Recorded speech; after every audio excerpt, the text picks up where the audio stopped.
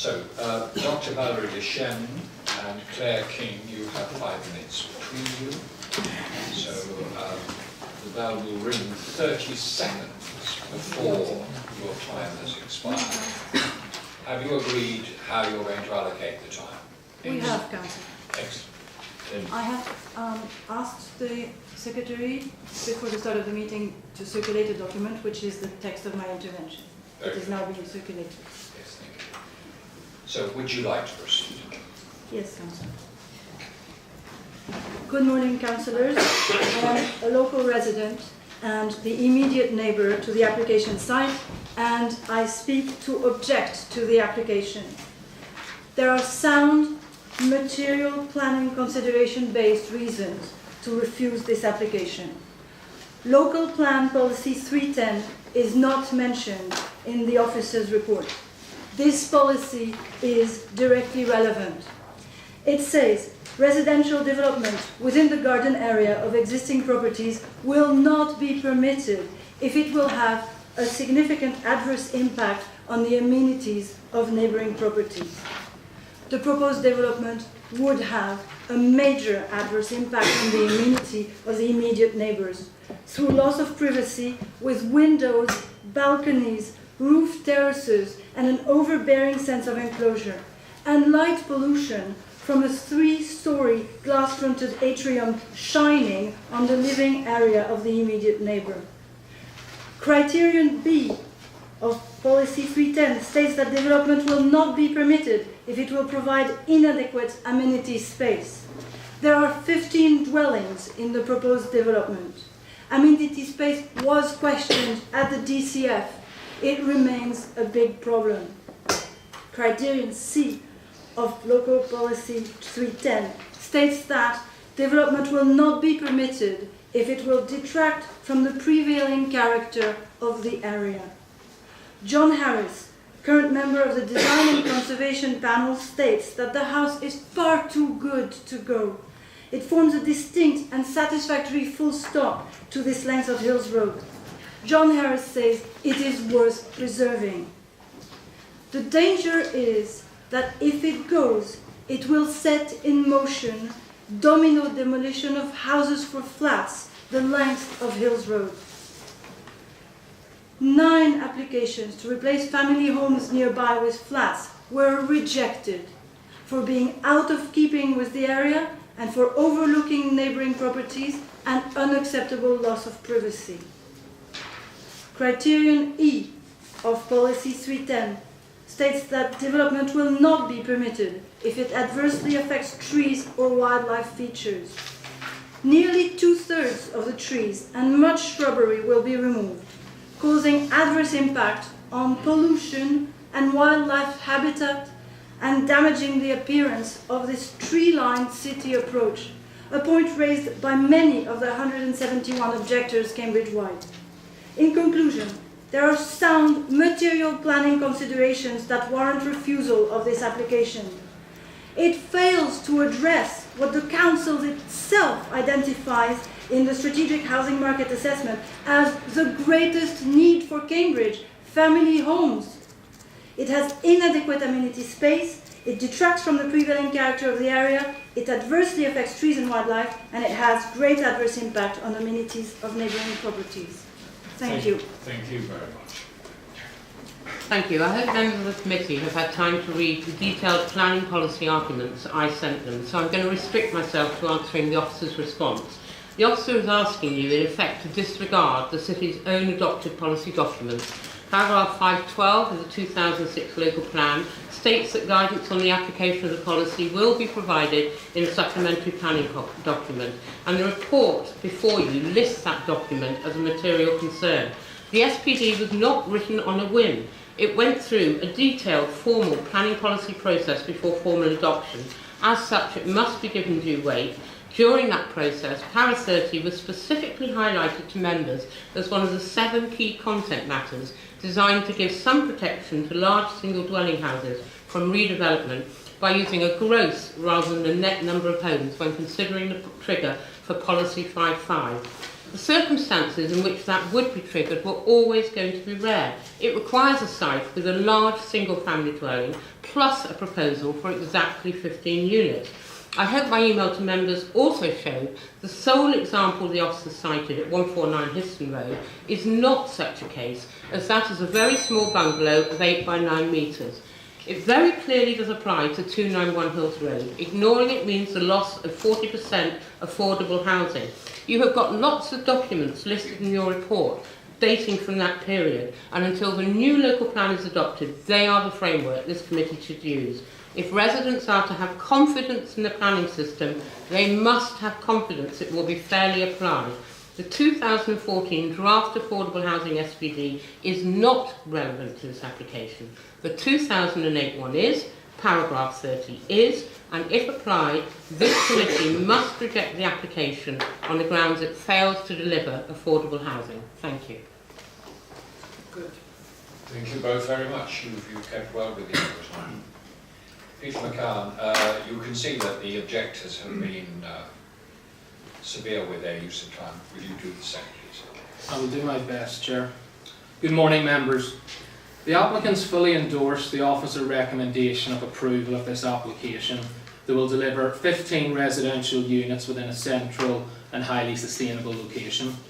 Extensive discussions have taken place with your officers both pre and post submission, and it is now supported by statutory consultees including urban design, landscape, trees, policy and county highways.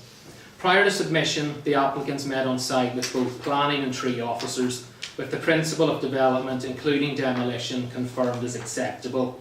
The trees to be removed were agreed at the outset, with a large number of these considered unsuitable for retention.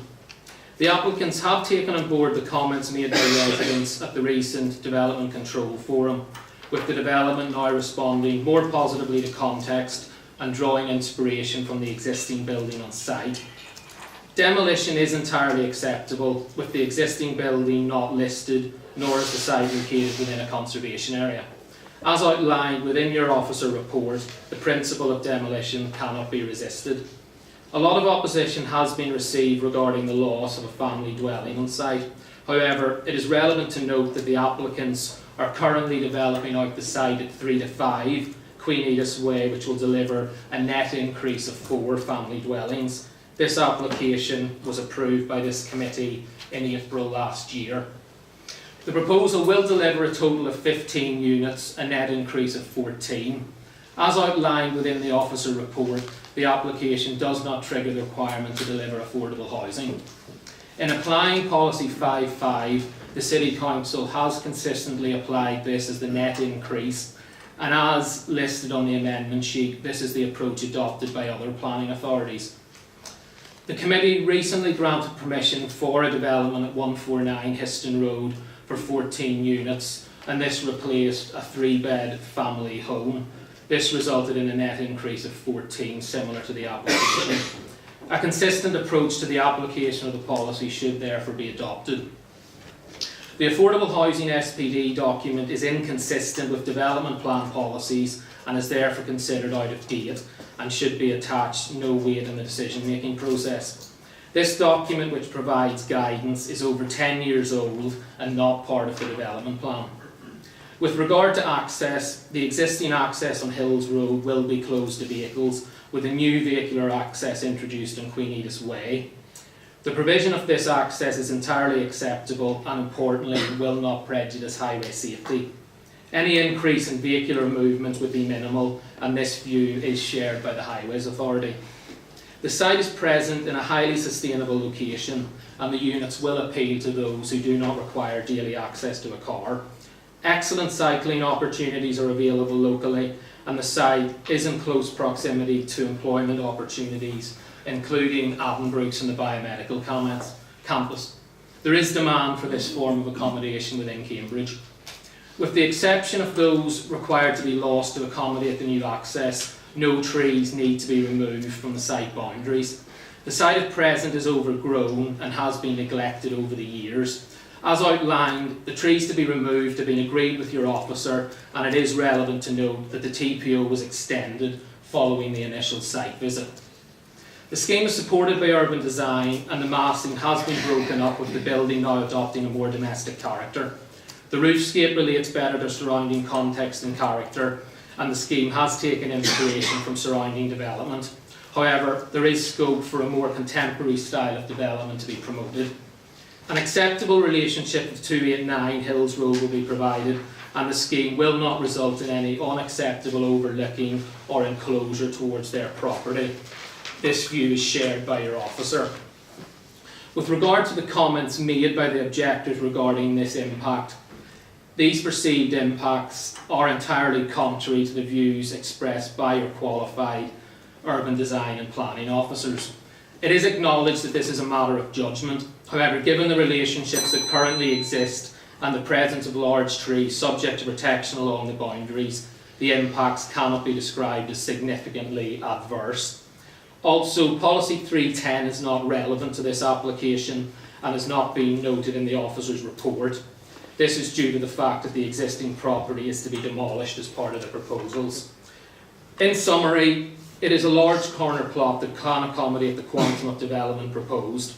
It's important to note that change does not equate to harm. An exemplar quality residential development is proposed that will enhance the setting of this part of the city and provide an additional 14 units that will appeal to first-time buyers. We support the officer recommendation of approval and hope that members will concur with that view. Thank you. Thank you very much. Now we turn to the councillors. Kevin Price.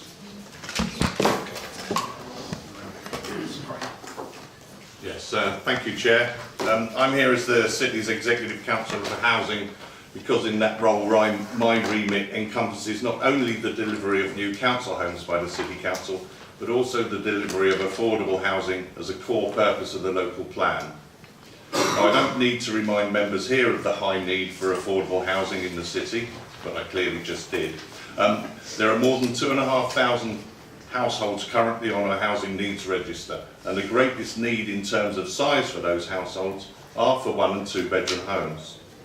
It is of the utmost importance that sites that can and should deliver affordable housing do so. Currently the threshold is 15, and how that threshold is applied is set out in Policy 5/5 of the 2006 local plan and in the Affordable Housing Supplementary Planning document adopted in January 2008. The new draft local plan, currently going through examination, will lower that threshold to 11, and how that is applied will be guided by the new draft Affordable Housing SPD 2014. But at this time, for this application, the 2006 local plan and the 2008 SPD are the relevant framework.